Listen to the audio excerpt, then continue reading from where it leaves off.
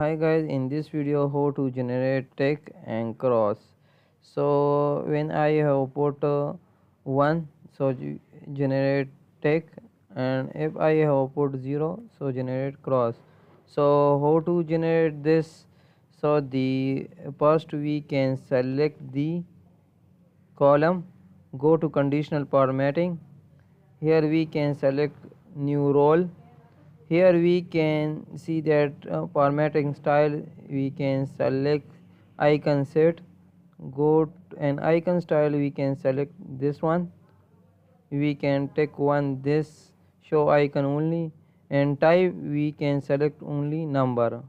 Here also number, and the value we can put 1, and here we can put 0.5, and then OK.